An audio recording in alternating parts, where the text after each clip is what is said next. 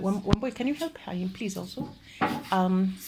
Welcome, viewer, to Mwemuto Children's Program. As I said earlier, the grade 8s have just completed their exam. Meanwhile, we have children from the public schools who are at home and they're learning skills. Now, as you can see, the little boy over there is learning phonics. The rest are learning a new skill, again, by the two wonderful ladies I have in this program who are volunteering. Could you please, Madam Pat? Yes. Tell us what you are learning today. Yes. Yes, these girls are very, very clever, aren't they? Mm-hmm. Yes, they've really done a good job. Good. In a very short time, they've learned how to knit. Now, knitting is a skill that most young people are not pursuing because of all this technology and all that. All right. But I think it's very important for them to know because yes, some of these crafts that are handmade yes, can actually make a living for them. Correct.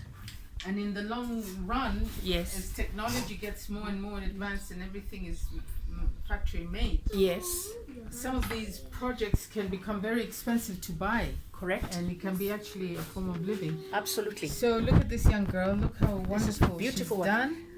And what I've taught them, the basic, how to start from scratch. Awesome.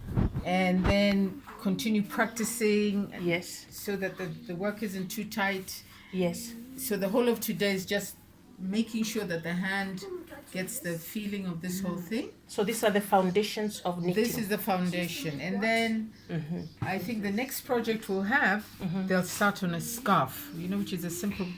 So today they're just learning the technique of knitting. The technique of how to hold the needle, how to... Yes. Usually when you start, it gets very tight. Thank you very much. Yeah? Thank you very much. You talked about the Danish technique. What is the difference between the Danish technique and the English? Did you say the European English technique? English yes, way of knitting and the Danish way of knitting is very different because the English way, you usually take the thread from the right hand, throw it around the needle, and then bring it to the front, and then.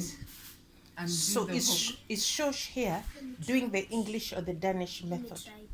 I think she's doing the English. Yes, because I remember the old schools in the 60s. For your information, Shosh is a retiree from the former Kenya, Voice of Kenya, which was KBC, and then went to VOK. She'll tell us one time, she'll give us her interview, her story, and about KBC. So she's teaching her granddaughter there, Wambui, a beautiful technique. So, Wambui, you got to know that that's an English method. Yeah, you see that's going well, this is the tech. Can somebody demonstrate the Danish? Can you do this? Vina, could you demonstrate the Danish technique method of sewing? Okay, let me start for her. Right. You do it from the back. From the back. You hold your needle like that. Correct. So this technique is so much faster compared to... Slowly, please, so that the viewer can get something. Well, it has... I just want to show you the speed of it. Okay.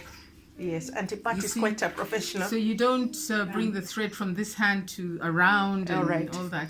So it goes very, very fast. I see. And so then you can even knit a sweater, a simple sweater in one day. Awesome. You're really fast. Vina, have you got the hang of it? Can you demonstrate? Oh, and Vina has got it. Awesome. That's one of the beneficiaries from Mwemuto Children's Program. No, you don't do it like that. Sorry.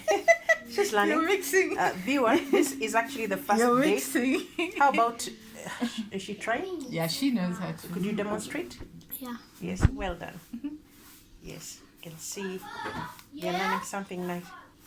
She's still holding the needle a bit tight because she's getting used to the... But this one is doing crocheting. This like girl from Kisii, Nyaboke. Are you doing crocheting? Yes. You want to tell us about crocheting? Yeah. Crocheting? So we're providing threads. But you... Good. she's doing her crochet. But she's using one needle. This is not really the correct way of doing crochet. But correct. As we can see, we are improvising. So if we get any donor who would want to donate the professional tools for doing knitting, we'll be very grateful. Thank you, subscriber. Thank you, viewer. And thank you, guests. Shosh, you're awesome to have come to spend time and volunteer. And Teacher Pat, as usual, we are most grateful. These are the people that we have been blessed with in this program, who have offered their valuable time and energy to come and make sure that these children are using their time productively and they're fully engaged. So thank you, viewer. And there today we're doing knitting. In the last video we did mandalas. Please subscribe.